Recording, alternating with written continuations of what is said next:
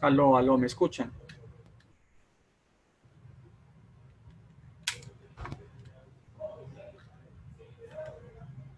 Aló.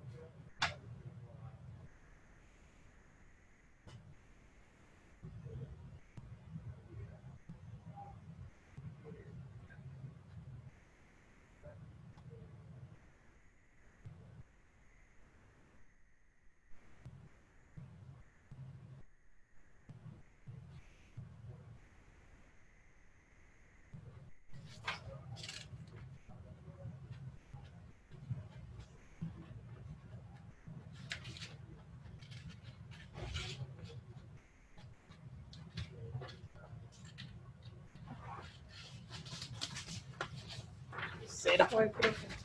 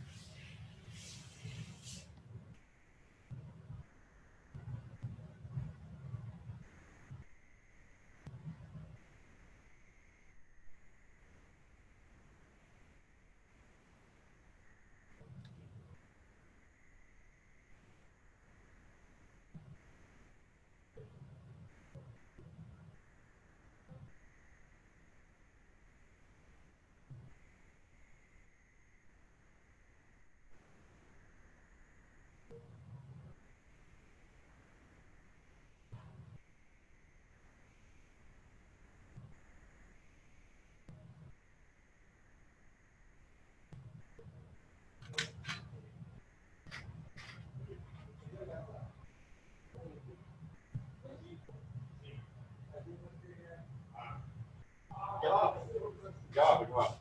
La salida del carro. Perfecto.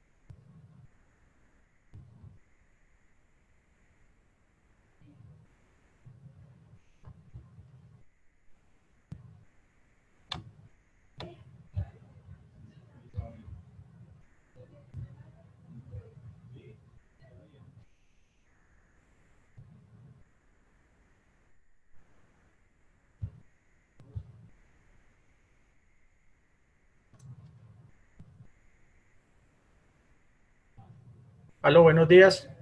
Buenas tardes, perdón. ¿Me escuchan? ¿Aló?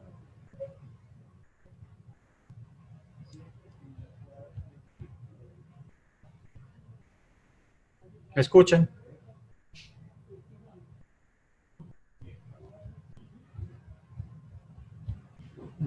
Vamos a mirar aquí.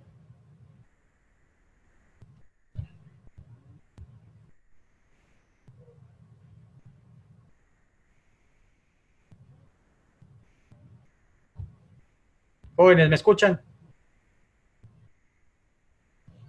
¿Aló?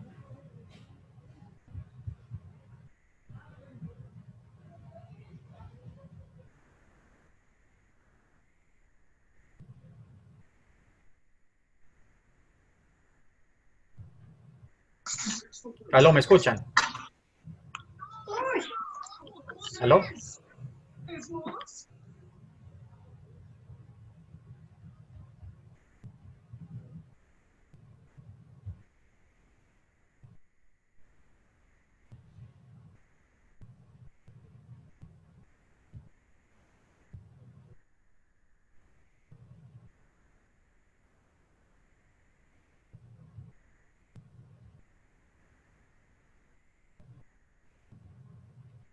Por favor, activen un momento el sonido o la cámara para ver si ustedes me escuchan.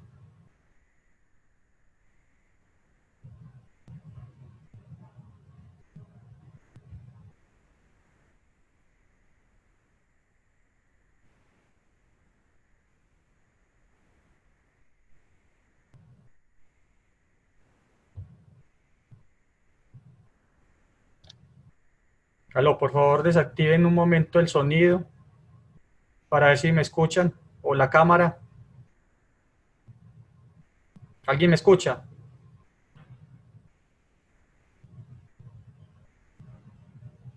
¿Alguien me escucha para poder proceder a iniciar con la tutoría? No oigo a nadie.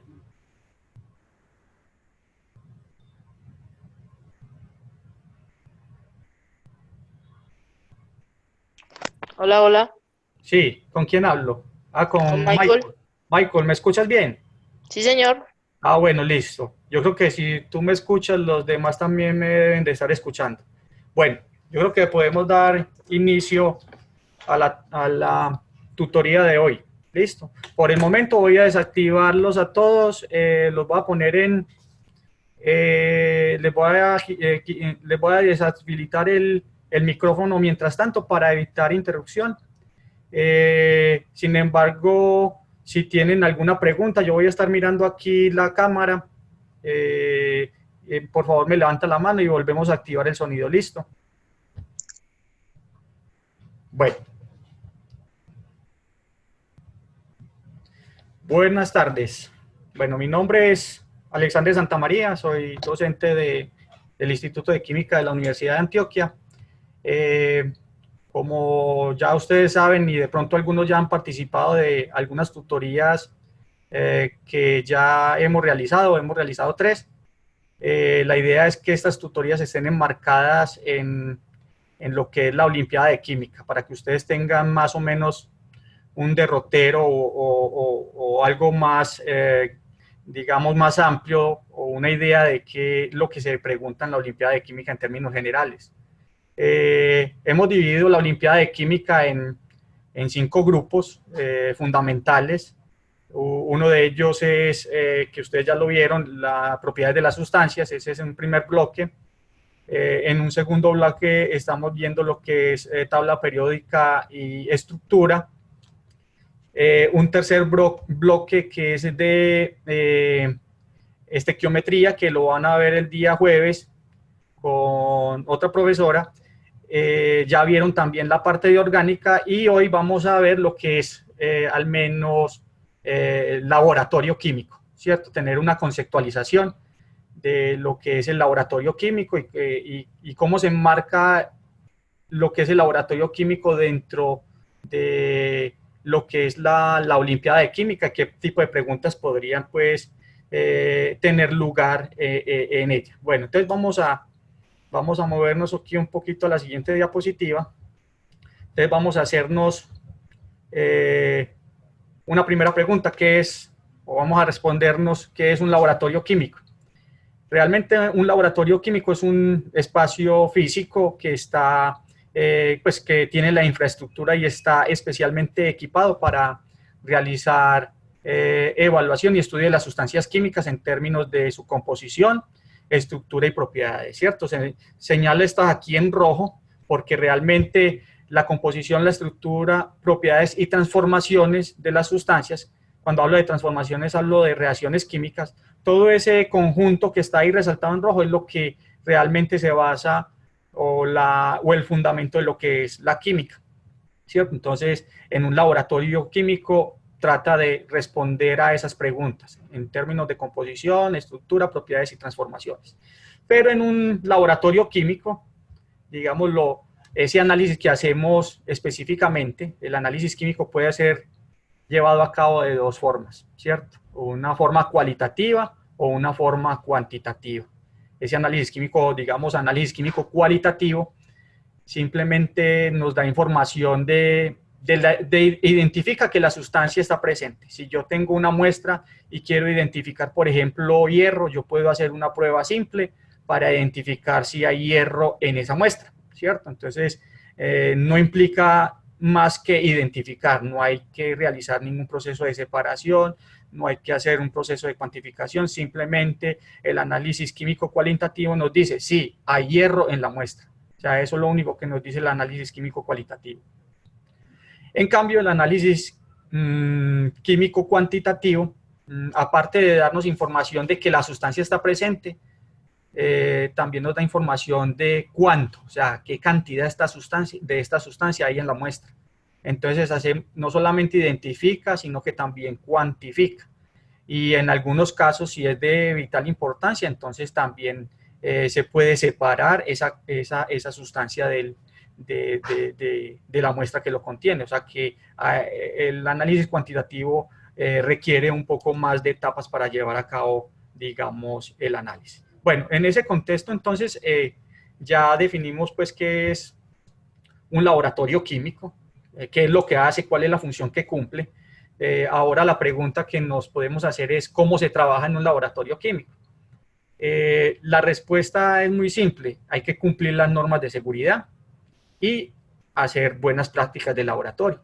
¿Cuáles son esas, digamos, ese cumplimiento que debemos tener nosotros a la hora de trabajar en un laboratorio químico? Es tener los elementos de protección, ¿cierto? Dentro de los elementos de protección que nosotros identificamos fácilmente está la bata de laboratorio, los guantes, las gafas y en algunos casos pues las máscaras de protección contra gases peligrosos, ¿cierto? Y no hay que olvidar de que dentro del cumplimiento de la seguridad, las instrucciones del profesor es un paso importante. O sea, no hay que olvidar que el profesor juega un papel importante dentro del quehacer del laboratorio. Entonces debemos seguir las instrucciones que él nos da, no ponernos a inventar en el laboratorio porque podemos generar un accidente. Esos son en cuanto a cumplimiento de seguridad, normas de seguridad del laboratorio. Pero ¿qué está prohibido? ¿Cierto? Hay cosas que son prohibidas en el laboratorio y que pues, es una regla general en todos los laboratorios que ustedes puedan tener contacto. Uno, está prohibido el consumo de bebidas y fumar cigarrillos. Eso es prohibido porque estamos trabajando con sustancias peligrosas. Entonces puede haber contaminación cruzada con los alimentos o puede haber una explosión con cigarrillo. Entonces por eso es que se prohíbe el uso de estas sustancias. También, como parte de nuestra indumentaria, está prohibido, digamos, usar calzado abierto o destapado, como sandalias, chanclas, lo que sea, porque cualquier derrame puede caer sobre nuestros pies. Entonces, una forma de protegernos es usar un calzado adecuado o una indumentaria adecuada, ¿cierto?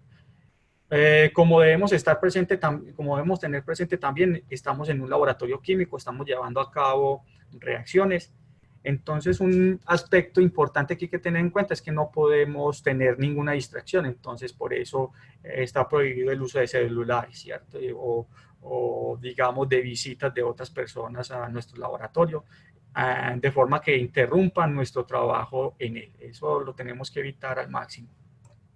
Bueno, y aquí en la parte aparece aquí al final, en esta parte tenemos que, digamos, nosotros como químicos generamos unos residuos en el laboratorio después de un proceso de reacción, lo que sea.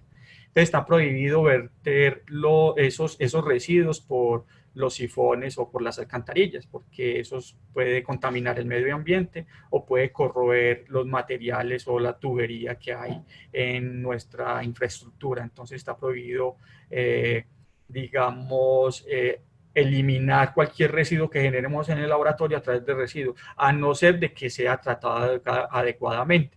Por ejemplo, pongo un ejemplo aquí particular. Si yo hago una neutralización, si yo tengo una sustancia ácida, yo no voy a tirar esa sustancia ácida por el desagüe hasta no haberla neutralizado, hasta llevarla, digamos, a una sal y agua, que ya son sustancias, digamos, inofensivas.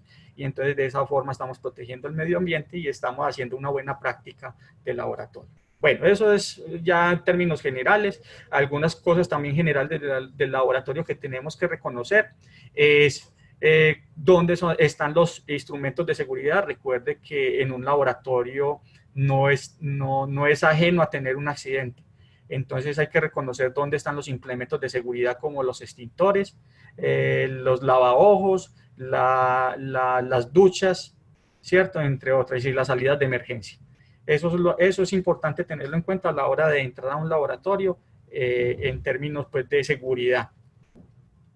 Ahora ya vamos a entrar un poquito más a lo que es las normas de seguridad del laboratorio, teniendo en cuenta qué información nos ofrecen los reactivos, ¿cierto? Los reactivos de por sí traen una nomenclatura, unos pictogramas como los que vemos aquí, ¿cierto?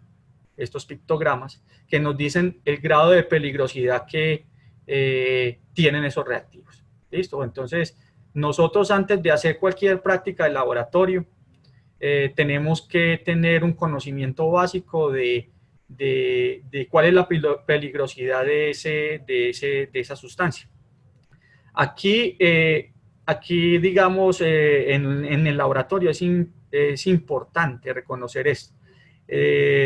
Y no ponernos a descartar de que una sustancia puede ser peligrosa o no, simplemente porque sabemos que no es peligrosa. O sea, vamos a considerar en química, todas las sustancias se van a considerar peligrosas independientemente de su naturaleza. Por ejemplo, incluso hasta el azúcar, hay que considerarla dentro del laboratorio como una sustancia peligrosa, aunque sepamos que no lo es, pues no es una sustancia, pero tenemos que catalogarla de alguna forma, porque este tipo de sustancias, digamos, a pesar de que en nuestra intuición nos dice que no es peligrosa, pero si la almacenamos el azúcar con una sustancia que sí lo es, entonces ya empieza a tener problemas, ya empezamos a tener problemas en el laboratorio. Entonces es importante, digamos, identificar cómo se clasifican los reactivos químicos de acuerdo a su peligrosidad, para que tengamos, pues, como ese contexto. Entonces aquí en este diagramita que vemos acá,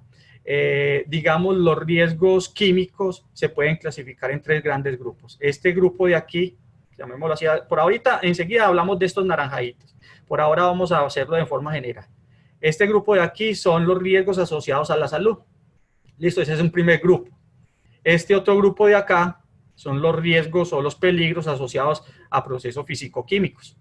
Y este otro grupo, este último de aquí, es peligros asociados al medio ambiente. Esos son los 3 grandes grupos en los que se clasifican las sustancias químicas en términos de su peligro. Dentro de esa clasificación, entonces, de esos 3 grupos, hay 9 clases. Estas 9 clases que, digamos, aquí en esta parte superior es digamos, los pictogramas que actualmente se encuentran. O sea, esta es la normativa, estos que aparecen aquí con un rombo rojo y en un fondo blanco. Estos son los pictogramas actuales. Eso es lo que ustedes pueden encontrar en cualquier reactivo químico que nos dice acerca de la peligrosidad de esa sustancia, ¿cierto? Esta es la nueva notación. Entonces, esta nueva notación pasa a reemplazar esta viejita. que la viejita, digamos, lo que se utilizaba anteriormente era este tipo de pictogramas que era en color naranjado, pero en definitiva no es que haya sido mucho el cambio. Como podemos ver, algunos de estos pictogramas viejitos se repiten aquí en los nuevos. Simplemente basta con reconocerlos. ¿Cuál es el único cambio? Por ejemplo, esta X que se utilizaba este cuadro naranja con una X grande, agrupa varias sustancias que son nocivos e irritantes. ¿Qué hizo la normativa actual? Separarlos en 3 grupos para que queden bien identificados, en los que son tóxicos, en los que son irritantes y en los que son carcinogénicos. Así podemos encontrar eso, ¿cierto? Eso es como la notación. De ahora en adelante, pues podemos seguir esta misma nomenclatura o estos mismos pictogramas como para identificar el grado de peligrosidad y clasificarlo según el grupo, ¿cierto? Pero si ustedes ven estos letreros amarillos o estos pictogramas amarillos, realmente están teniendo la misma información. Es simplemente pues como para que lo tengan como información si lo encuentran en algún ejemplo. Entonces aquí un ejemplo de una etiqueta. Ya enseguida voy a parar, voy a habilitar el audio, los audífonos para que ustedes, o los micrófonos para que ustedes si tienen preguntas en este aspecto me las hagan. Entonces voy a mirar primero aquí, vamos a mirar primero aquí cómo aparecen esos pictogramas que acabamos de ver en la nueva notación y en la notación viejita para el metanol y para el isoctano. Entonces podemos ver, por ejemplo, aquí en el metanol, podemos ver 2 pictogramas. Cuando vemos una calavera con los huesos cruzados, quiere decir que es altamente tóxico. O sea, que el metanol es tóxico para la salud humana. Y también vemos una llamita, ¿cierto? Una llama aquí. Esa llama nos está representando un peligro y es que ese reactivo es inflamable. ¿Listo? Puede generar una llama. Aquí en este frasco, digamos que es un frasco de los que utilizan los pictogramas actuales. Entonces vemos aquí una llamita para el isoctano. El isoctano tiene este tipo de peligros. 1, es inflamable, es una llamita, es inflamable. Tenemos que empezar a reconocer la simbología. Este es inflamable. Vemos aquí un árbol seco con un pez alrededor. Esto nos dice que es, digamos, peligroso para el medio ambiente.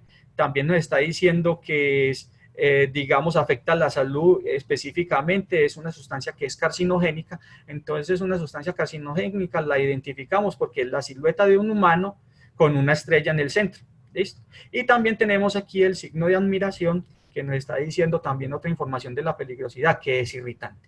Entonces empecemos como a mirar de estas 9 clases que están aquí, cuáles son los corrosivos, los tóxicos, los irritantes, los carcinogénicos, y empecemos a familiarizarnos con el tipo de figura que hay, ¿cierto? Eso nos va a dar información del tipo de peligrosidad.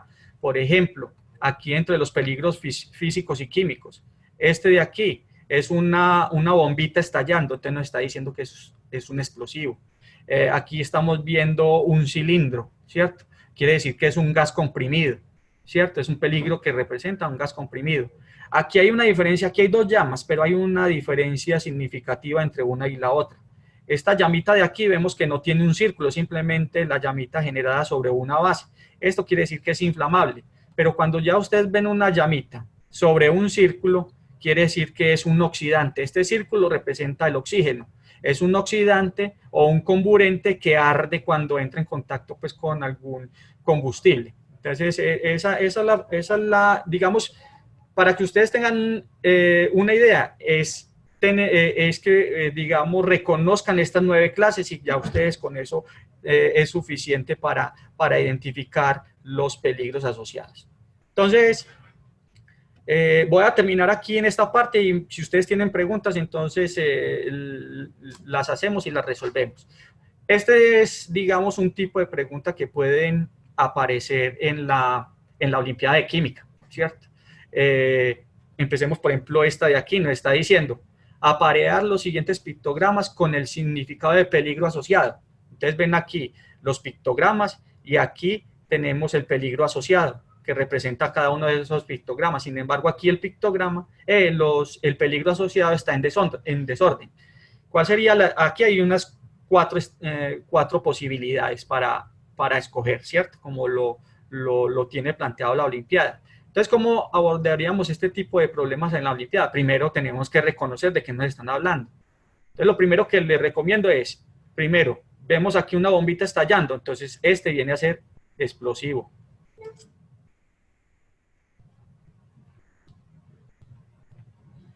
Ese es explosivo.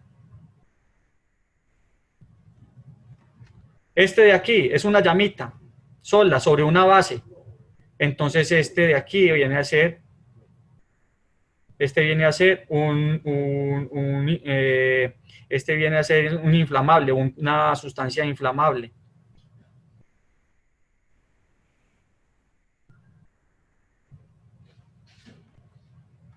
Y este último, vemos, recuerden lo que les dije ahora, si vemos un círculo y sobre ese círculo hay una llama, entonces esto es un comburente u oxidante.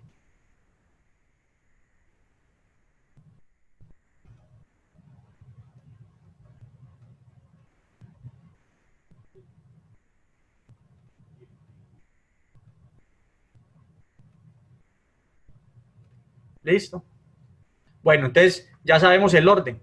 El orden que nos dice aquí es explosivo, inflamable y comburente. Simplemente vamos a buscar dentro de las posibilidades que hay aquí, cuál es la que corresponde a ese orden. Entonces, el primero es explosivo, bueno, explosivo, oxidante, inflamable no corresponde a ese orden. De ahí seguiría esta, que es explosivo, inflamable y oxidante. Oxidante y comburente es lo mismo. ¿Listo? Entonces, esta sería nuestra respuesta correcta. Bueno, voy a desactivar un momento aquí el sonido y si ustedes tienen alguna pregunta, vamos a mirar aquí. Voy a desactivarlos a todos. Entonces, si tienen alguna pregunta, muchachos, la pueden hacer en estos momentos. ¿Tienen alguna pregunta hasta el momento? A ver si logro seguir funcionando con eso. ¿Alguien tiene alguna pregunta? Si tienen alguna pregunta, ya lo pueden hacer. Porque ya activé otra vez los micrófonos.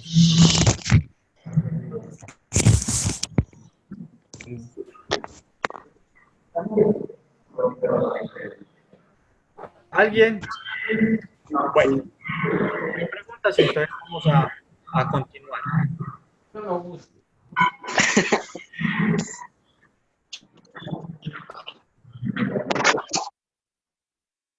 Bueno. Siguiendo entonces aquí con el tema.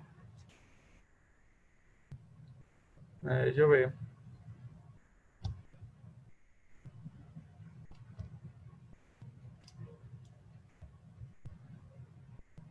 Entonces vamos a ver esta otra pregunta. Esta también es otra pregunta de reconocimiento. ¿Cuál de los siguientes pictogramas advierte una sustancia puede causar quemadura química? Otra vez, basta con solo reconocer la simbología y ya con eso empezamos a descartar, ¿cierto? Ya sabemos que esta calavera con los huesos cruzados corresponde a una sustancia tóxica.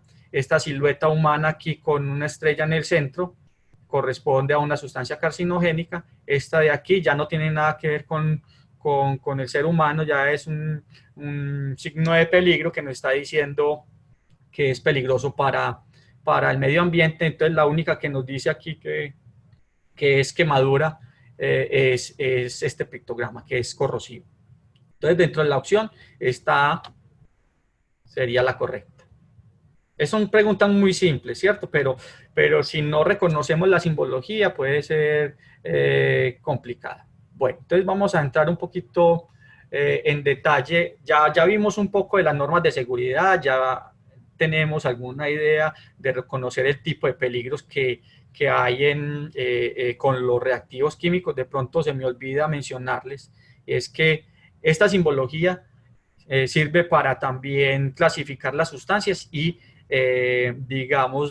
almacenarlas en el laboratorio de manera adecuada, porque no vamos, por ejemplo, a almacenar dos sustancias, una que sea inflamable y una que sea oxidante en el mismo instante, porque eso causaría un accidente de explosión. Lo mismo si ustedes tienen alguna vez la oportunidad, cuando salgan por ahí de paseo, y vean un carrotanque, van a ver esa simbología, entonces ya van a poder asociar qué tipo de peligro pueden encontrar. O sea que no solamente es para almacenarlos adecuadamente en el laboratorio, sino también para transportarlos. Entonces, para que lo tengamos en cuenta. ¿Listo? Ahora vamos a ver los instrumentos del laboratorio químico. Yo no quiero mostrar aquí en cuanto a los instrumentos de una manera pues muy desordenada y simplemente traer un pool de herramientas sin tener un contexto. Vamos a hablar de cada uno de esos instrumentos del laboratorio, al menos los básicos, en una forma más contextualizada, es decir, en dónde se usan esos elementos químicos, para qué se utiliza y qué función tiene, ¿cierto? Entonces, hay instrumentos, en química hay instrumentos que son de medida, y ya sabemos que un instrumento de medida se usa para medir una magnitud física, ¿cierto? Dentro de las magnitudes físicas más comunes que nosotros conocemos está el volumen y la masa. Entonces, vamos a mirar cuáles son los instrumentos que se encuentran en el laboratorio que nos sirvan a nosotros para medir masa. Entonces, están dentro de los instrumentos básicos, digamos los más sencillos que uno puede encontrar en un laboratorio, está la balanza granataria o la balanza gramera digital, ¿cierto? Estos son, digamos que estos dos de aquí, lo que es estos dos, aquí los estoy señalando, estos dos son instrumentos de baja precisión, pero nos sirve para hacer, pues, digamos, aproximaciones en el laboratorio, saber cuántas masas tiene, pero no es para hacer análisis cuantitativo. Simplemente nos permite hacer pesadas de sustancias químicas, pero de una forma no muy precisa.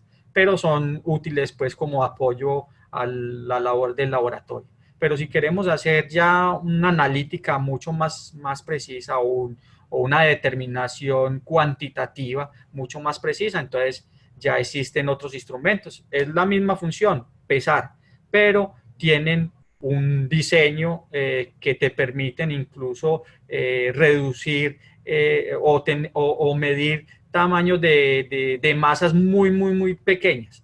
Estamos hablando de microgramos. Y nosotros estamos acostumbrados a pesar en gramos o en kilogramos, pero cuando ya nos vamos a pesar sustancias en el orden de microgramos, entonces ya el instrumento de pesada tiene que ser mucho más especializado, ¿cierto?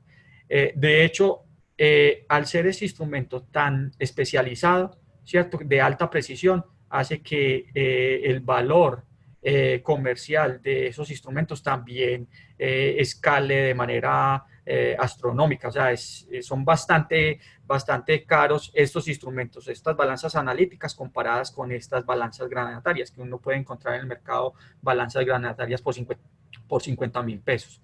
Y balanzas ya del orden de que te permiten medir el orden de microgramos, pueden valer hasta 80, hasta 100 millones de pesos. Entonces, mire la diferencia en precio de una balanza analítica con respecto a una balanza granataria. Vemos aquí entonces, por ejemplo, que existen diferentes balanzas analíticas también en términos de precisión. Entonces hay balanzas analíticas que te ofrecen precisión hasta la segunda cifra decimal, ¿cierto? Y otros un poquito más exactas, hasta la tercera cifra, otros hasta la cuarta cifra. Si vemos aquí después del punto hay cuatro cifras después del punto. Incluso esta última tiene alrededor de 6 cifras, o sea que el error asociado en esta última balanza analítica es del orden de los microgramos, 1 por 10 a la menos 6 gramos, ¿cierto? Entonces, mire la precisión tan alta. Entonces, y entre esta sería la más cara que uno podría encontrar a nivel comercial. Entonces, para que nos tengamos una idea de cómo podemos medir masa en el laboratorio, dependiendo de qué tan preciso queramos tener ese análisis. ¿Cómo hacemos nosotros ese proceso de pesada? ¿Qué otros instrumentos utilizamos nosotros para apoyar ese proceso de pesada? Obviamente están las espátulas que nos sirven para retirar el sólido del recipiente y llevarlo a otro recipiente que es el que yo voy a montar sobre la balanza analítica, que puede ser este vidrio reloj o estos que son pesasustancias. O sea que yo tomo el sólido, lo deposito aquí y peso en la balanza analítica. Ese es más o menos el procedimiento. ¿Listo? Si ya, por ejemplo, el sólido tiene un tamaño de partícula muy grande y lo que queremos es tener una pequeña fracción de ese sólido grande, entonces lo que hacemos nosotros es pulverizarlo. Y una forma de pulverizarlo es a través del uso de morteros. Entonces este mortero consiste en una cápsula de porcelana con un pistilo y entonces allí adicionamos el sólido y con el pistilo empezamos a digamos, a macerar hasta reducir el tamaño de partícula y de esa forma mejorar el proceso de pesada. Entonces ya estamos hablando de instrumentos que son importantes para el proceso de pesada y estos que son los de apoyo, ¿cierto? Entonces, a lo que me refiero al hablar de instrumentos de laboratorio en contexto es que para instrumentos de pesada estoy utilizando unos instrumentos y vamos a ver que para los otros procesos, que el que voy a mostrar aquí es digamos, instrumentos que sirven para medida de volumen, entonces ya el cuento es otro y los instrumentos son otros. Bueno, entonces ya vimos los instrumentos para medida de masa. Vamos a ver entonces los instrumentos para la medida de volumen. Al igual que los instrumentos de masa, ¿cierto? Que ya vimos anteriormente, los instrumentos de medida de volumen también se clasifican de acuerdo a la precisión que se requiere. Entonces hay instrumentos de medida para medir un volumen aproximado, ¿cierto? O sea, no necesariamente tiene que ser un volumen exacto, sino un volumen aproximado. Y hay instrumentos de medida que me permiten determinar el volumen exacto de esa sustancia. O sea, que ahí hay dos clasificaciones y vamos a ver que son instrumentos completamente distintos. Entonces vemos aquí, en esta parte de acá, yo creo que ya ustedes de pronto han tenido o han estado familiarizados con estos instrumentos. Está el Erlenmeyer, que estos son los instrumentos para medir volumen aproximado. Está el Erlenmeyer, ¿cómo lo reconocemos? Tiene una base ancha, triangular, y termina en cuello. Él tiene esa forma, tiene razón de ser porque se utiliza generalmente para hacer titulación y evitar, digamos, pérdidas por salpicaduras. Entre más estrecho sea este cuello, mejor va a ser o menos pérdida de material vamos a tener, ¿cierto? El Beaker es un cilindro, ¿cierto? Abierto, de boca ancha. Vienen de diferentes tamaños o volúmenes y es de fondo plano. Entonces, estos instrumentos que les acabo de mencionar aquí son instrumentos para medir volumen aproximado, no es volumen exacto, ¿cierto?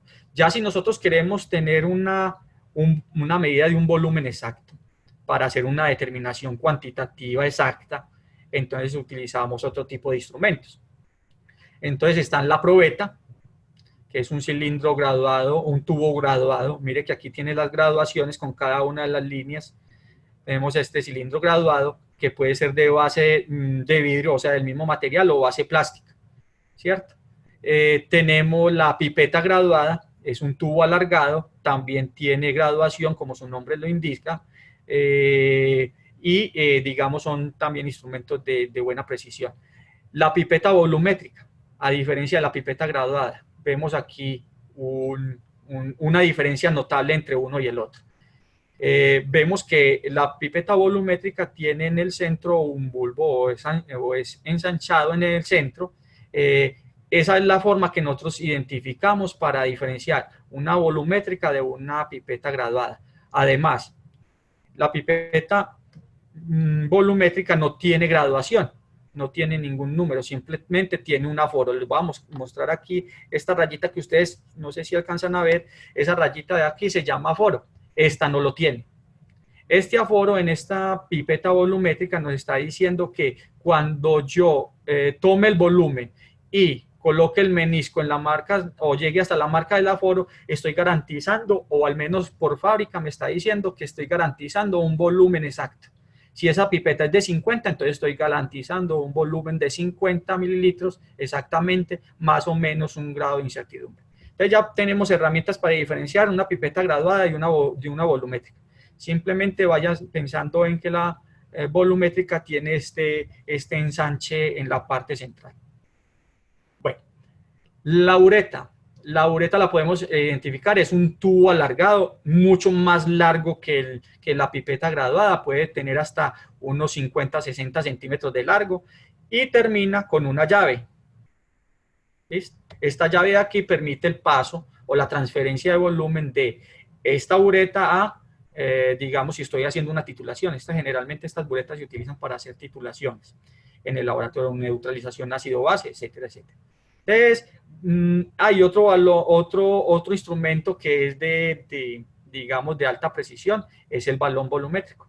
El balón volumétrico, otra vez, a diferencia de cualquier otro instrumento, vamos a tener esta forma, digamos, esférica en la base del recipiente y va a terminar en cuello, un cuello delgado que a su vez tiene un aforo, ¿cierto? O sea, lo que es la pipeta volumétrica y los balones o matraz volumétricos también tienen ese aforo. Ese me quiere decir que cuando yo ya marque el volumen aquí hasta este punto, estoy garantizando el volumen exacto de esa solución o de ese solvente o lo que sea que estemos tomando allí. Y para este caso, pues estoy garantizando los 25 mililitros exactos.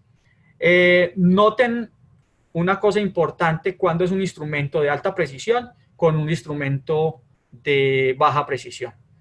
Si ustedes analizan acá, todos estos instrumentos terminan en de forma, o digamos, son delgados donde se hacen la parte de la medida, ¿cierto? Digamos, esa forma delgada que tienen esos instrumentos permiten hacer las lecturas que son características de estos instrumentos, y las lecturas enseguida lo vamos a ver, se hace a través de la medida o del análisis del menisco que forma el solvente o la solución con las paredes de ese recipiente. O sea que entre más estrecho sea este recipiente, ¿cierto? Al menos aquí en la parte del cuello, entre más estrecho sea, más preciso es. Mire que estos son de boca ancha, entonces la precisión y la determinación del menisco en estos instrumentos, en los instrumentos como el Vickers y el Erlenmeyer, prácticamente es imposible. Entonces, por eso uno dice, esos son medidas de volumen aproximadas, pero en estos de aquí son de volumen exacto. Listo, para que lo tengamos en cuenta. Bueno. Vamos entonces a mirar la forma correcta de la toma de un volumen. ¿Utilizando qué? Los recipientes que necesitamos para tomar volumen de maneras exactas. O sea, cualquiera de estos instrumentos, sobre todo lo que es la pipeta, la pipeta graduada, la volumétrica, la bureta o el balón, que son los que tienen, digamos, estos dos que tienen la escala o estos que tienen los aforos. Vamos a mirar entonces cómo tomamos volúmenes de manera correcta, cómo hacemos eso en el laboratorio de manera correcta. Entonces, aquí como ejemplo, vamos a tomar la pipeta volumétrica. Recuerde que es volumétrica porque tiene este ensanche aquí. ¿Listo? Entonces, vamos a ver cómo tomamos un volumen, cómo transferimos un volumen de un recipiente a otro.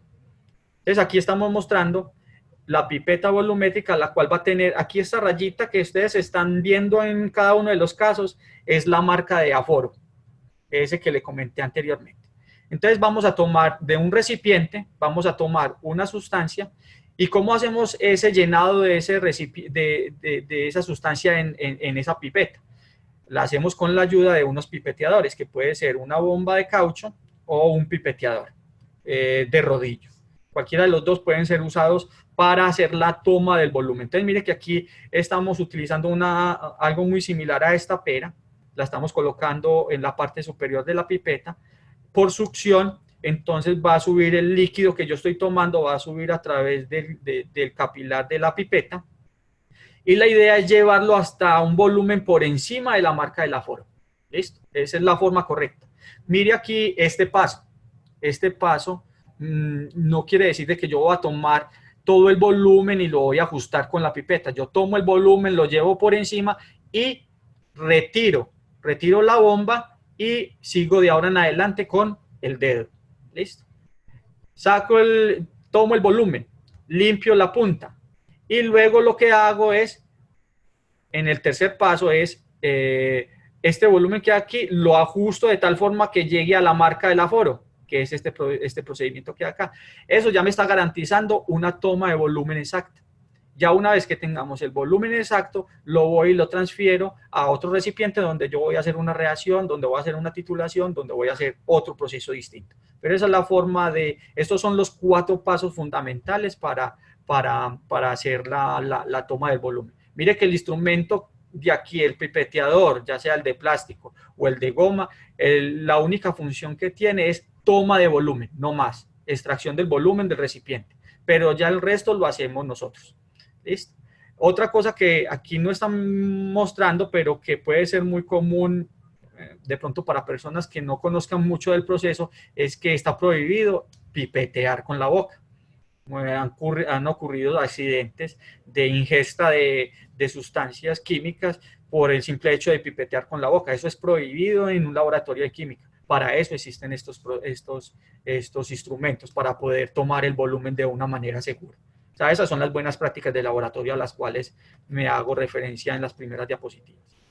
Ahora, ¿cómo hacer las lecturas de volumen en instrumentos de precisión?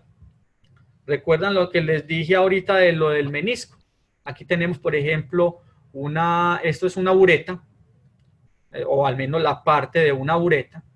Aquí está el líquido, si pueden ver aquí ya se ve el menisco que forma por tensión superficial entre el solvente que hay allí y las paredes del recipiente. Eso no se puede, eso es imposible de ver en un recipiente de boca ancha, pero mientras más estrecho sea ese recipiente, pues el menisco va a ser mucho mejor definido. Entonces, ¿qué es lo que hace uno? Tomar, o sea, ¿dónde hace uno la lectura? Aquí. Ubica el punto más bajo de ese menisco y ahí es donde hace efectivamente la lectura. Aquí muestra la forma correcta como uno se debe ubicar, o al menos la mirada, cómo debe uno ubicar la mirada para uno poder hacer una lectura correcta. Nuestros ojos deben de estar prácticamente en concordancia con ese mínimo o ese mínimo en el menisco para hacer una buena lectura. Si nosotros no lo hacemos por debajo de esa lectura, probablemente estemos leyendo aquí arriba, o sea que es incorrecto. O si estamos por encima de la lectura del menisco, estamos leyendo en la parte inferior. Entonces, estas dos opciones, esta y esta, ¿cierto? Esta y esta, conducen a un error que se llama paralaje, ¿cierto? Que estamos haciendo lectura con un ángulo de inclinación, el cual no es correcto. Esta sería la forma correcta de evaluar el sistema. ¿Listo? Pero bueno, aquí estamos hablando de un menisco cóncavo, ¿cierto? Que es el común, que es lo común y lo que uno encuentra cuando trabajamos con soluciones acuosas o con agua, que el solvente, digamos, por tensión superficial puede mojar el recipiente y formar ese tipo de contacto entre las paredes del recipiente y el solvente. Entonces forman ese menisco. Pero hay, digamos, solventes, no necesariamente el agua, el solvente. Hay otro solvente que forma un menisco convexo, o sea, en forma contraria. Esta aquí la tensión superficial no es tan alta, entonces por eso el líquido no moja, entonces por eso se forma, digamos, este tipo de menisco, pero es positivo, pero no tiene ningún problema. Siempre vamos a medir aquí en mínimo y aquí medimos un máximo. ¿Qué tipo de solvente puede provocar ese tipo de circunstancia? El mercurio. El mercurio tiende a no mojar el recipiente, entonces por eso es que no se forma digamos, o no se da ese proceso de tensión superficial entre la superficie de solvente que permite la formación de esta cavidad acá. Lo hace es al contrario. ¿Listo? Porque el líquido no está mojando al recipiente. Bueno. Vamos a mirar entonces, esto puede ser una pregunta típica de la Olimpiada, que les muestran un diagrama, unas figuras, ¿cierto? Y le pueden decir, determine cuál es el volumen que usted puede estar leyendo allí. Esa puede ser una pregunta. Otra pregunta puede ser, ¿cuál es el grado de error o el error asociado a esa lectura? ¿Cierto? Entonces, esta es una de las preguntas que pueden ocurrir aquí. Se tiene los siguientes instrumentos. Tenemos un beaker, una probeta, una bureta, ¿cierto? instrumentos volumétricos, cuáles son los valores de error en cada uno de ellos. Entonces nos dan varias opciones acá, ¿cierto? Esas son las opciones que nos dan. Entonces vamos a ver cómo, lo que hay que tener en cuenta es cuál es el volumen mínimo que se mide en cada uno de esos instrumentos. Y algunos instrumentos van a ser de mayor precisión y otros van a ser de menor precisión. Enseguida vamos a ver que el beaker va a ser de menor precisión comparado con la ureta o con la probeta. Entonces vamos a empezar con el beaker. Si vemos aquí, digamos que 10, aquí va 20, 40, 60, 80, pero en el medio hay una rayita. O sea que el mínimo valor o la mínima lectura que yo puedo leer aquí en este recipiente es de 10. Entonces vamos a colocar aquí mínima lectura 10 mililitros para este instrumento que es el beaker. Es lo mínimo que yo puedo medir ahí. Vamos a mirar este otro. Aquí puede estar el 30, ¿cierto? 30, 40. Pero si vamos viendo aquí, esto es 36, 37, 38, 39, 40. O sea que aquí el valor mínimo que yo puedo medir aquí es 1 mililitro. Entonces vamos a colocar aquí 1 mililitro. En la probeta. Ahora vamos a mirar aquí. Recuerde que aquí va de 20 a 21, ¿cierto? O sea que aquí hay 1 mililitro. O sea que la menor medida acá es 0.1 mililitro.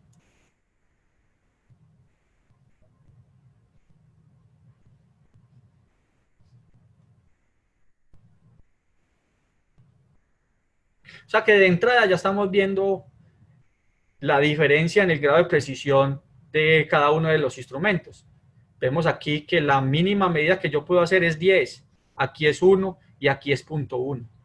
Entonces, si mentalmente, digamos aquí para discernir cuál es el valor que corresponde a esta línea que hay acá, si yo dividiera esto mentalmente en 10, sería 10 sobre 10.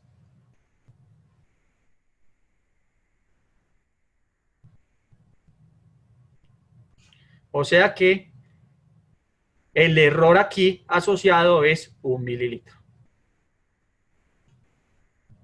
Ese es el error que uno... Entonces, si notamos aquí, si podemos leer, digamos, si hacemos el ejercicio, aquí está 40, este viene a ser 50, esto está más o menos, si uno quisiera colocar en términos de precisión, más o menos son unos 46, pongámosle 46. O sea, lo que estoy leyendo ahí, más o menos sería 46, con un grado de incertidumbre, más o menos, 1. O sea que yo estoy leyendo, o sea, posiblemente puedo estar leyendo 45 o puedo estar leyendo 47. ¿Cierto? Este 1 quiere decir que es la incertidumbre. La incertidumbre está en esta última cifra. Esa es la que varía. Eso es lo que me está diciendo este instrumento. Vamos a hacer el mismo ejercicio con este otro. Aquí estamos leyendo, la raya larga viene a ser el 35, esta viene a ser el 36 y la que sigue es el 37. O sea que fijo, estamos leyendo 36. Ah, bueno, pero todavía aquí me falta, si dividiéramos, aquí está entre 35 y 36, ¿cierto? Si dividiéramos esta partecita en 10 unidades, digamos que el error asociado sería 0.1. O sea que cuando uno está haciendo la lectura, está haciendo 36, que es fijo, 36. Estoy leyendo fijamente, o sea, ya el instrumento me está diciendo, hay 36. Pero hay algo un poquito entre 36 y 37. Podemos colocarlo 36.5. No sabemos cuánto. Y el grado de incertidumbre obviamente va a estar ¿en dónde? Ubicada en esta última cifra. Por eso, si aquí una forma de expresar el error sería 36.5 más o menos 0.1 mililitros. ¿Listo? Entonces, de esa forma podemos determinar y así sucesivamente se puede hacer el análisis. Pero entonces, siguiendo entonces en este orden de ideas, si yo divido aquí por 10, el error sería 0.01. O sea que dentro de las opciones, esta sería la opción correcta. ¿Cierto? Esa sería la opción correcta dentro de las opciones que hay. Bueno. También existen, ya entonces sabemos hacer, o al menos tenemos algunos elementos importantes para hacer medidas, cómo hacer las medidas y cómo hacer las lecturas en los equipos volumétricos de alta precisión, porque hacer medidas en equipos volumétricos de baja precisión no tiene mucho sentido, pero sí en aquellos que son de alta precisión. Ahora vamos a ver que hay instrumentos también que sirven para hacer reacciones, o están diseñados para hacer reacciones nomás. Dentro de esos instrumentos que ya conocemos, bueno, ¿qué reacciones se pueden estar presentando? Reacciones de neutralización ácido-base, reacciones de precipitación o formación de precipitados, reacciones de oxidorreducción. Todo eso lo podemos llevar a cabo en el laboratorio con estos instrumentos, ya sea en Erlenmeyer, en beakers, que ya los vimos, o en tubos de ensayo. ¿Qué diferencia entre hacer una reacción en estos instrumentos y en estos tubos de ensayo? La diferencia es, si yo quiero hacer un análisis cualitativo, si recuerdan por allá qué es un análisis cualitativo, es simplemente identificar si hay o no, o si hay o no la sustancia, si hay o no la reacción. Entonces, de una forma rápida y una inspección rápida, entonces nosotros podemos llevar a cabo una reacción en un tubo de ensayo y simplemente decir, sí, se puede dar la reacción, vamos a hacerlo ya en forma cuantitativa. Entonces, en forma cuantitativa significa que vamos a hacerlo en una cantidad mucho más grande para poderlo separar y después cuantificar. Entonces, lo hacemos en estos otros instrumentos. También existen otros balones, digamos, mire la diferencia, que hay balones de reacción que se diferencian de los balones volumétricos. Si acuerdan, los balones volumétricos tienen un aforo. Este no lo tiene. ¿Listo? Este no lo tiene. Entonces, estos de aquí simplemente se utilizan para hacer reacciones, reacciones químicas en estos balones, que pueden ser de varios tipos. Puede ser de balón redondo, balón de fondo redondo, balón de fondo plano o balón con desprendimiento lateral. Todos estos tipos de balones son para hacer reacciones, no para hacer medidas de volumen, es para hacer reacciones químicas. Y se pueden calentar, por eso coloco aquí este triangulito que representa que se pueden calentar, o sea que puedo hacer calentamiento para hacer que la reacción sea mucho más rápida. Coloquemos aquí dentro de estos instrumentos, o sea, ya vimos aquí los instrumentos que son para reacciones. También hay instrumentos para hacer separaciones, o sea que en química se puede hacer no solamente reacciones químicas, sino también hacer separaciones, y hay diferentes metodologías de separación. Y esas metodologías de separación dependen mucho de la propiedad que se use para ello. Entonces yo puedo hacer destilación basados en las diferencias en los puntos de ebullición. Puedo hacer, digamos, filtración, diferencia de tamaño de partícula. Puedo hacer decantación por diferencia en miscibilidad o solubilidad entre los solventes, y así sucesivamente. Entonces, para colocarlos como en contexto de los instrumentos que se utilizan para cada uno de ellos, aquí algo muy común que se hace en el laboratorio es la destilación. Ya reconocemos al menos algunos de esos instrumentos. Está el balón de fondo redondo, donde está para hacer la reacción o para hacer simplemente una separación. Podemos utilizarlo porque los podemos calentar. Y tenemos los Erlenmeyer, que se utilizan para recoger ese producto. Entonces vemos aquí para la destilación que otros instrumentos, aparte de los que ya conocemos, está el condensador, está el mechero, Bunsen, está la largadera, que enseguida les voy a explicar para qué es, está este otro por aquí que es la rejilla de calentamiento, y está el soporte, ¿cierto? Todo eso va a entrar a formar parte de la instrumentación que se requiere en el laboratorio.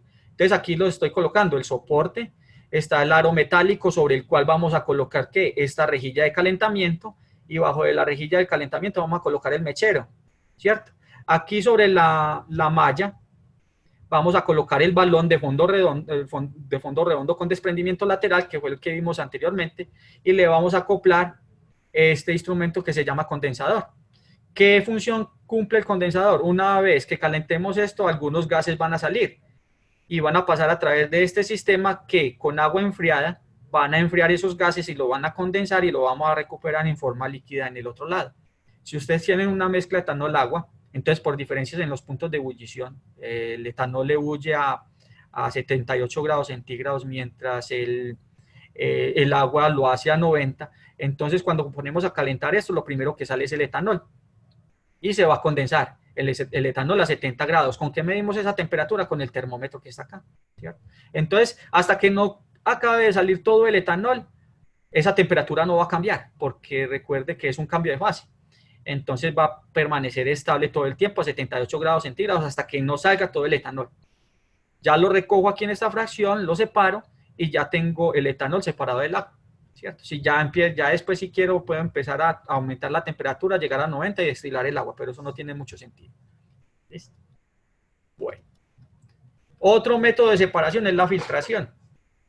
La filtración, por ejemplo, sabemos que se utiliza para separar un sólido que está inmerso en un solvente o en un líquido.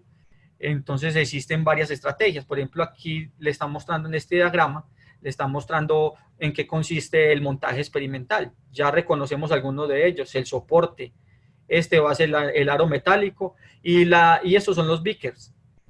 Esos ya son instrumentos que ustedes conocen. Ya aquí entra un instrumento nuevo, que es el embudo de filtración, la varilla de agitación, que es de vidrio, y el filtro. El filtro que vamos a utilizar aquí para poder retener. Entonces tenemos un sólido poco soluble, como por ejemplo el que vemos por aquí. Por ejemplo, si yo hago un experimento en el laboratorio formando un sólido poco soluble como este amarillo que ve aquí, ese es el yoduro de plomo. Entonces el sólido, cuando yo mezclo el titulante, el agente precipitante con otro catión, entonces forma este precipitado. Entonces, para separar este precipitado de sus aguas madres, utilizamos este tipo de metodología, ¿cierto? Para separarlo. Y ahí muestran la estrategia cómo lo hacen. Entonces, vamos virtiendo con la ayuda de la varilla de agitación, que no solamente sirve para agitar, sino también para transferir el sólido al recipiente sin que haya pérdidas. Lo hacemos de esta manera. Y de esa forma el sólido va a pasar a través del filtro, las aguas o el líquido va a pasar a través del filtro y el sólido va a quedar retenido en el filtro. Cuando es por gravedad, ¿cierto? Filtración por gravedad. ¿Cuándo se favorece la filtración por gravedad? Cuando las partículas que se forman del sólido son lo suficientemente grandes como para no tapar los poros del filtro. Esa sería la única opción que utilizaríamos. Pero en caso de que las partículas sean muy pequeñas, que puedan, digamos, tapar los poros del filtro, entonces utilizamos otro tipo de filtración y es filtración por succión. Es muy similar, simplemente que utilizamos otra herramienta externa, que es un sistema de succión, una bomba o un sistema que esté en el laboratorio que provoque succión y lo conectamos a un recipiente, que es parecido a un Erlenmeyer, solo que en este caso el Erlenmeyer va a tener este desprendimiento lateral, ¿cierto? Entonces es un Erlenmeyer y sobre ese Erlenmeyer vamos a colocar este otro recipiente que se llama embudo Buchner. Es este recipiente que hay acá. Es un recipiente cerámico. Como pueden ver, tiene unos orificios pequeños, ¿cierto? Sobre esos orificios, ya acoplado aquí en este sistema, vamos a colocar el filtro, perdón. Vamos a colocar el filtro. Vamos a colocar el papel de filtro allí y vamos a empezar a verter el sólido en sus aguas madres acá. Entonces por succión va a pasar el líquido y en la parte donde vamos a colocar el filtro va a quedar retenido el sólido. Ese es más o menos. Entonces aquí vamos viendo qué otros instrumentos son los que hay en el laboratorio y para qué se usan. Otro método de extracción es la decantación, que se basa en las diferencias de solubilidad o inmisibilidad de solventes. Si tenemos dos solventes que son inmisibles, por ejemplo, si yo quiero separar agua y aceite, como lo muestra aquí en esta figura y como lo muestra aquí, ¿cierto? Entonces, ¿cuál es el instrumento? Otra vez, este es el montaje experimental. un aro metálico y este instrumento que se llama embudo de separación. Esto sería lo único diferente que hay, ¿cierto? Dentro de este sistema. Simplemente metemos los dos líquidos que son inmiscibles por diferencia en miscibilidad y en densidad. Hay un líquido que va a quedar en la parte inferior y hay otro que va a quedar en la parte superior. Hablando del caso agua y aceite, entonces el aceite es menos denso que el agua, entonces el aceite va a quedar en la parte superior.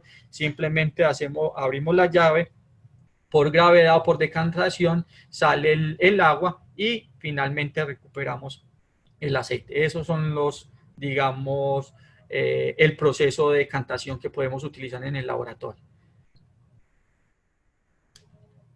Bueno, en el laboratorio también podemos hacer procesos de secado o calcinación.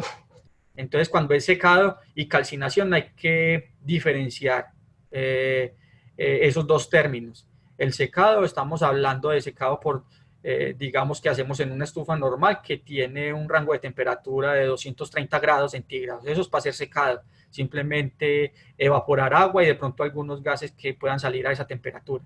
Pero secado es eso, por debajo de cualquier calentamiento por debajo de 230 grados centígrados. Mientras que calcinación ya estamos hablando de un proceso de alta temperatura, que puede ser desde los 500 hasta los 1600 grados centígrados.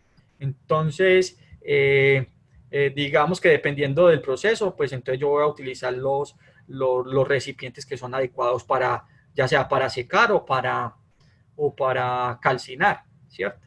Por ejemplo, aquí en este caso estamos mostrando un proceso de secado utilizando la temperatura de la llama, que realmente no pasa, pues con la parte superior no pasa de una temperatura muy alta.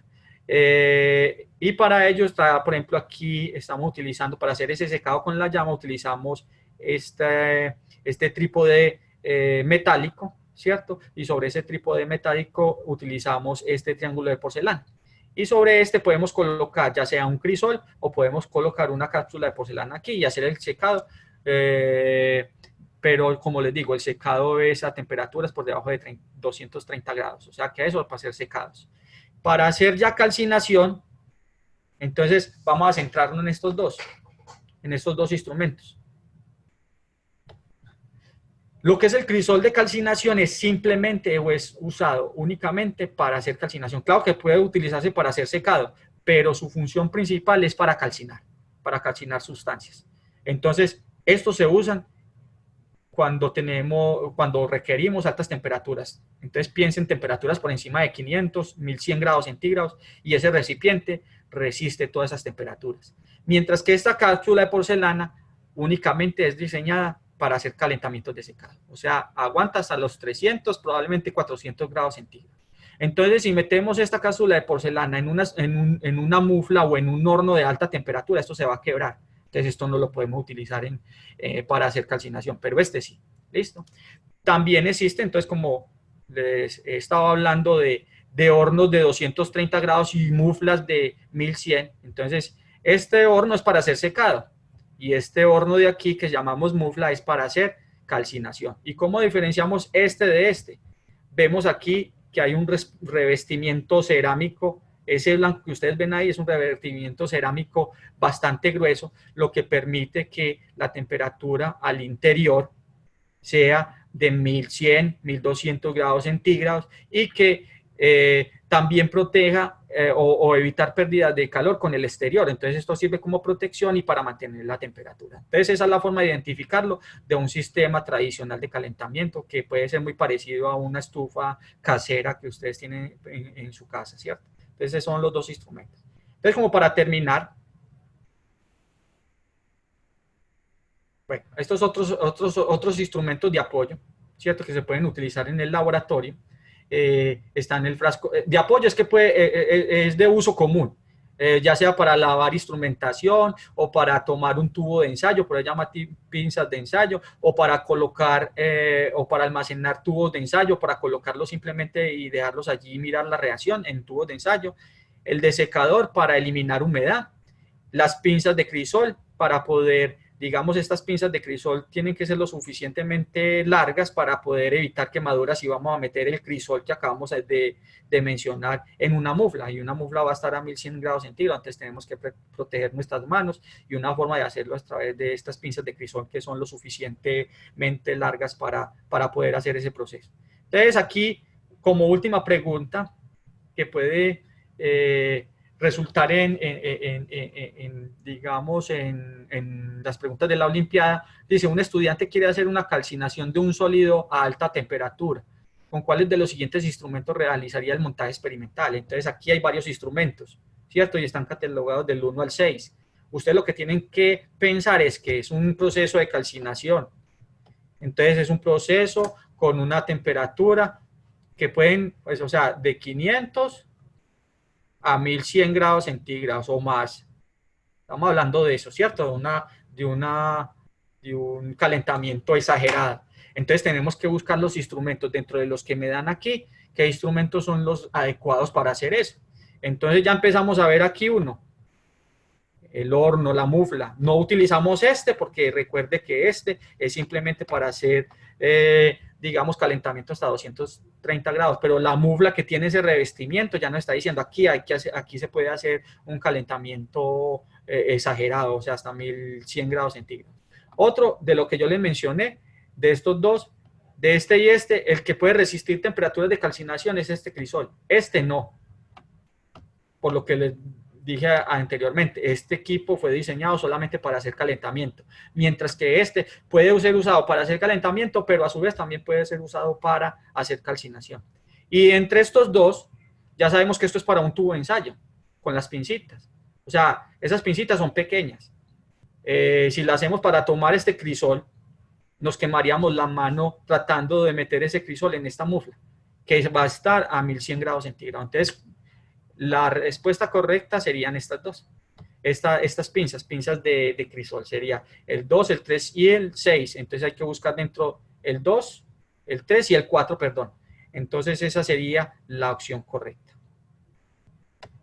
¿Listo? Esa sería la opción correcta.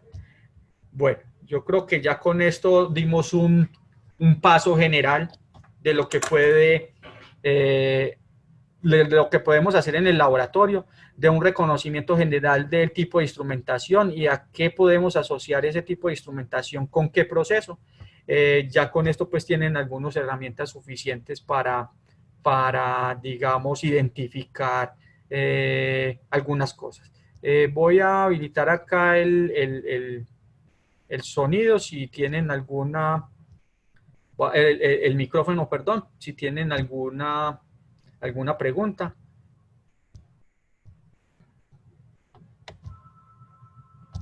¿Cómo? Muchachos, ¿tienen Aquí alguna en pregunta? Colombia. No sé. ¿Alguien tiene alguna pregunta? Geólogo.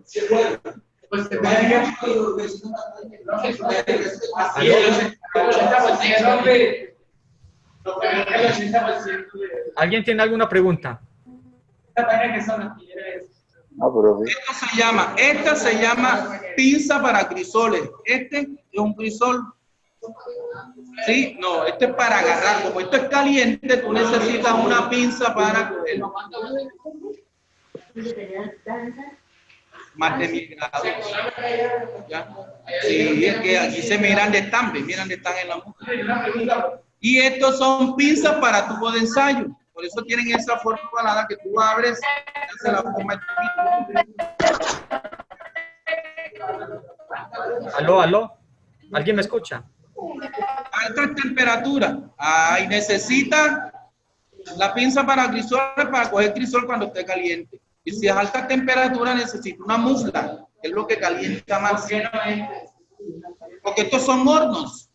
Esto para calentar, pero no a altas temperaturas. Y esto sí, esto funde. Esto puede calentar, pero esto puede fundir. La convertir el sólido en líquido. Y esto más que todo es para secar una muestra. Tú tienes una muestra húmeda, la metes ahí, ¿sí? Y entonces la humedad evapora la humedad. Entonces, más que todo para secar. Y la 6 es una cápsula de porcelana, pero no resiste altas temperaturas. Entonces, el que recibe altas temperaturas, aquí tenemos crisoles y tenemos gases. Bueno, para terminar entonces, Se utiliza, tú echas la muestra aquí, la sí. metes acá en el si horno alguien para... tiene alguna pregunta Y o, a veces tú dices una o muestra está que suficientemente ilustrado, de todas maneras este material de va a peso. quedar en la nube y las vamos a compartir con Porque ustedes primero es, en la utilizo página de una la Olimpiada muestra primero, por esto, si quieren volver a acceder a él. una cantidad, pongo a secar, después que te seque es que yo tomo la medida. No sé si alguien tiene una última pregunta o... La 1 es para, es una Está pinza, bien. pero también para tubos de ensayo, no para crisoles. Pinza metálica para tubos de ensayo. Aquí también, no, yo compré una, yo creo que en mi casa tengo una. Así cualifica eso. La hija mía a veces me dice, papi, haz un experimento, entonces me pongo a hacer. Entonces podemos fabricar un explosivo, alguna vaina de esas sencillas. Bueno, muchachos, muchas gracias por todo. Queda el material entonces disponible en la página de la Olimpiada por si quieren volver a acceder a él. El C4 es que tiene 4 carbonos, es propano. Gracias, profe, muchas gracias. Bueno, Con eso siempre se la orden. utiliza, no es de pronto peor, sino es que es más fácil obtenerlo. En cambio, que el TNT, un anillo aromático unido a 3 grupos nitro, entonces es más complicado. En cambio, el TNT es un hidrocarburo, es más fácil la fabricación. Y es un explosivo relativamente fácil de manipular. Que más le gusta es la maldad. A la estrella, ahorita se acaba. O se acabó ya. No, ya se acabó. Listo. Miren, entonces vamos a cuadrar el grupito de química apenas. A cuadrar un laboratorio de separación de mezcla. Entonces vamos a hacer filtración, decantación y destilación simple. ¿Sí?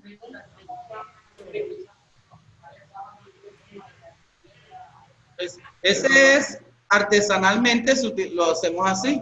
Pero acá en el laboratorio tenemos papel filtro. ¿Sí? Sí, claro.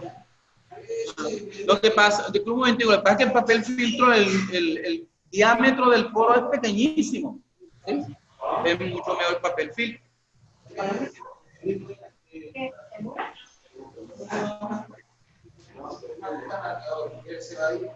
Se llama cromatografía. Entonces se aprovecha la propiedad de capilaridad.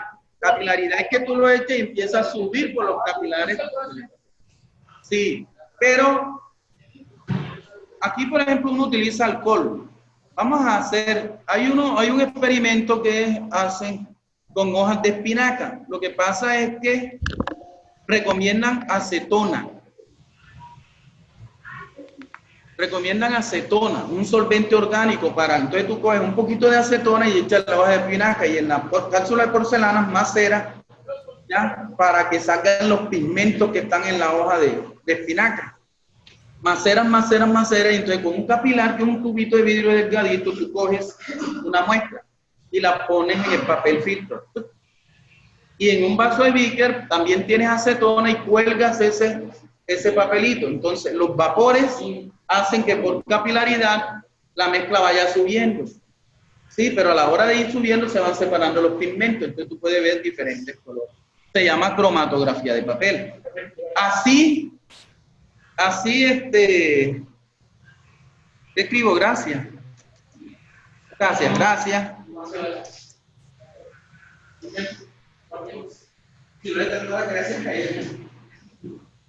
Gracias a usted también. Yo fui el que di las gracias.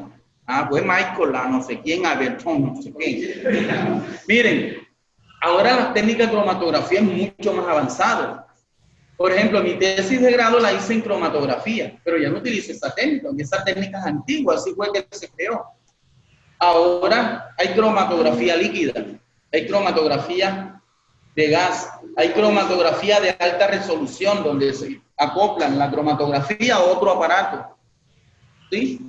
Entonces ya tú metes una muestra gaseosa, por ejemplo, yo hice cromatografía de gases, cogía una muestra gaseosa en un cilindro y lo conectaba directamente al equipo.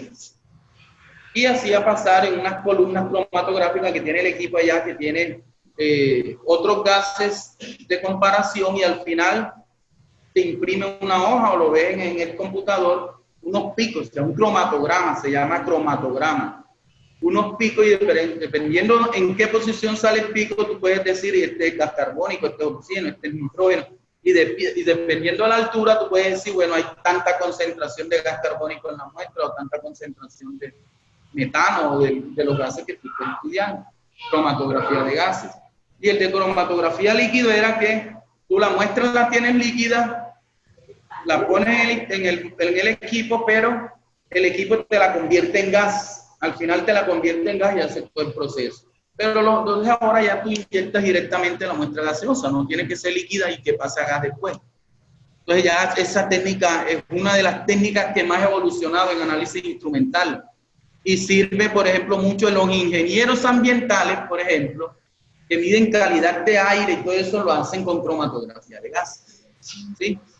Los ingenieros ambientales se vuelven muy expertos en trabajar con cromatografía de gases. Bueno, listo. Mañana hablamos cuando cuadramos el laboratorio de separación de mezcla. Ojalá que sea lo más rápido posible para que les sirva para estos intentos que vamos a hacer la primera fase. ¿Listo? Pónganse de acuerdo. ¿En qué? 4 o 5. Analizamos, caracterizamos. Caracterizar, ¿qué es? Decir con la precisión más alta posible cuáles eran los componentes de un biogás que se producía en un relleno sanitario. La intención, ¿cuál era? Que si el contenido de gas metano era alto, ese relleno sanitario iba a consumir el mismo gas que producían las basuras para incinerar, porque hay unos productos que llegan a los rellenos sanitarios que no se pueden enterrar, que son los desechos hospitalarios y desechos peligrosos. Entonces, esos no se entierran, sino que se queman. Entonces, en los grandes rellenos sanitarios hay ese sistema de incineración para residuos peligrosos. Entonces, de todas maneras, ellos necesitan consumir gas. Entonces, si lo estaban dejando botar ahí de relleno, la idea era que consiguieran ese gas y lo conectaran con tuberías al incinerador y no tuvieran que estar comprando gas para quemar la basura. En Estados Unidos, por ejemplo, hay pueblos donde la luz que se genera es por la basura. Por la basura, imagínate tú, por el biogás. Eso se llama en términos generales biogás, el producto de la composición anaeróbica de materia orgánica. A esa fue mi test, caracterizar ese gas. ¿Cómo?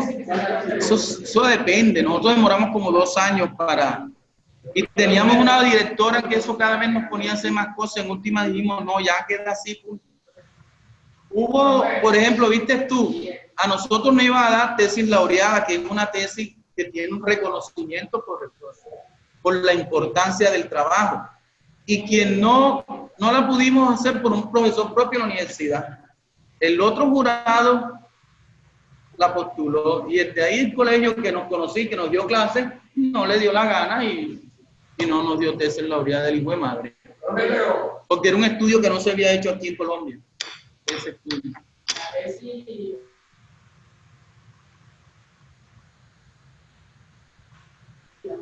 Que optan por eso, o hacen la práctica y te la valen como trabajo final, o te exigen una tesis. Hay algunas, de pronto no tanto universidades, pero sí instituciones que no hacen tesis de grado, sino te hacen un posgrado, pero tipo diplomado. Entonces te ofrecen un diplomado, tú haces tu diplomado donde también tienes que hacer un trabajo al final, pero no es lo mismo que si tú hicieras un trabajo de grado. Pero sale más.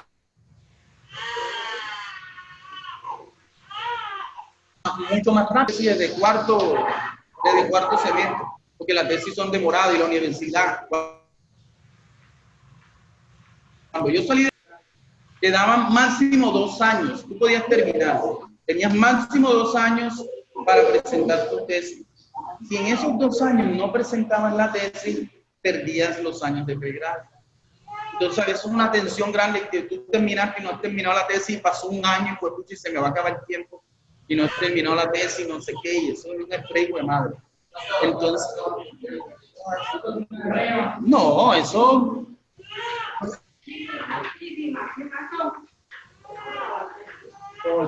Claro.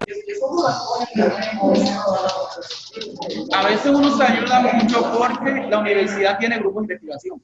Y entonces tú te metes en un grupo de investigación y hay un tutor que dice, bueno, voy a investigarlo sobre ese tema y vamos a ver qué tema te sirve para tú trabajarlo y cogerlo como terciario. Pero a veces te toca a ti buscar, ya, y yo sobre qué hago mi trabajo de grado. Hace que haga un test de investigación, podemos tomar el tema de investigación como parte de la tesis. Claro, pero entonces a veces son cuestiones teóricas, todavía no han, pero son teóricas y se van. Por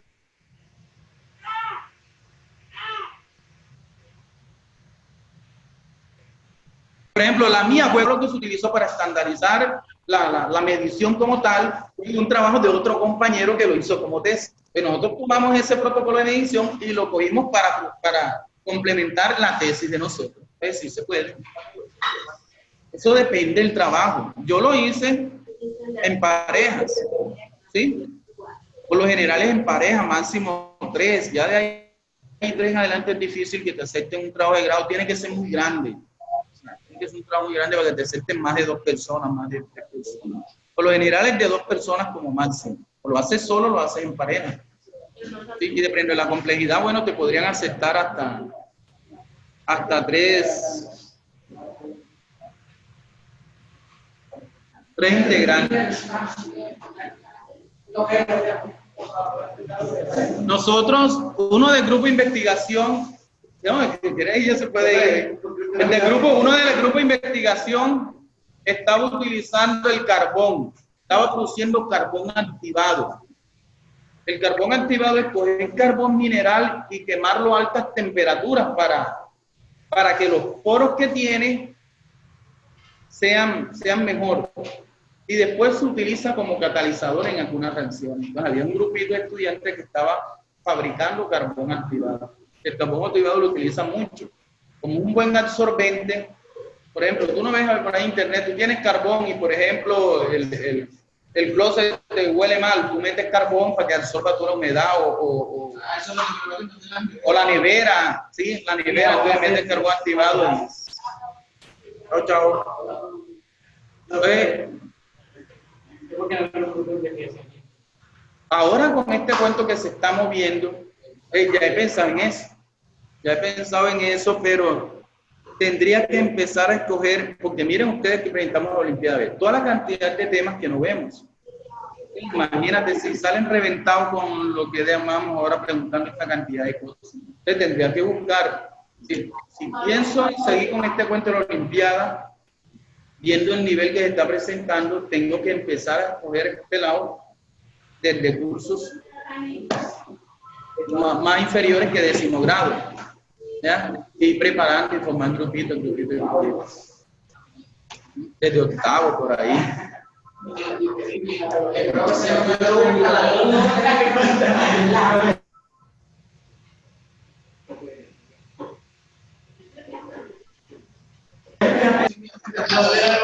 Claro, mientras se pueda.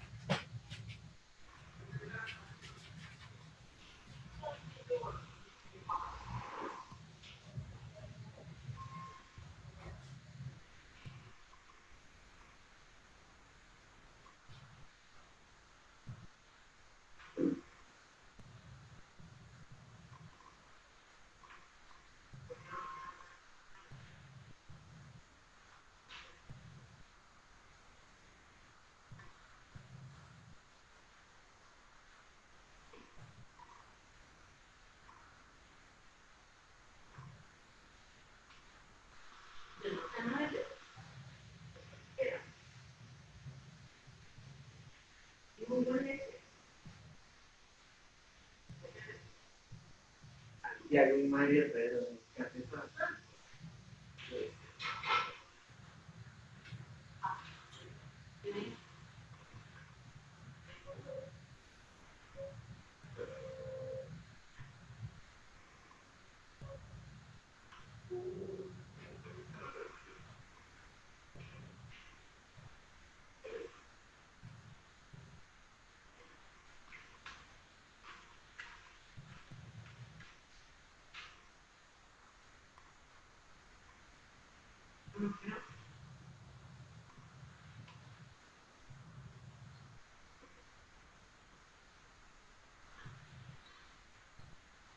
¿Qué, mami?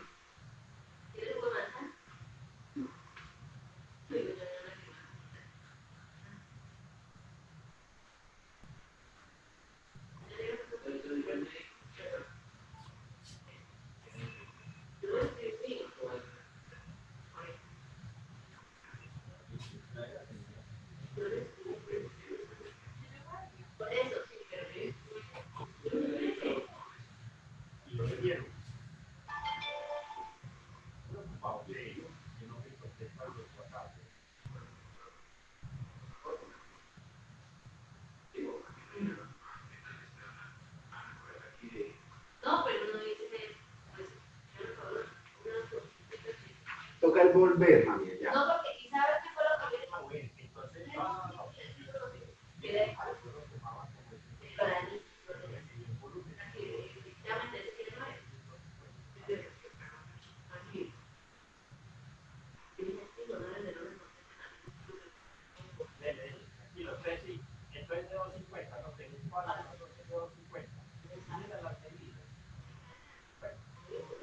sí, claro, es un especialista en ambientales.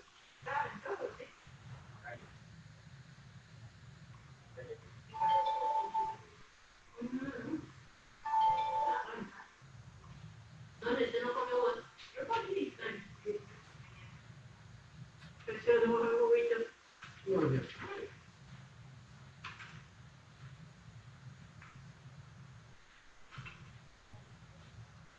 ¿Qué vamos, pero dónde viene?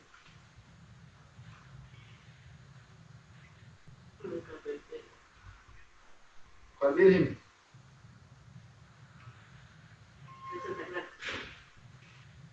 ¿Quién viene? ¿El rector o Diego? Manejando, manejando. Con razón, mucha gente fue ese Diego. Bueno, la bueno, chao, chao. El papá se me ha consentido un ratito.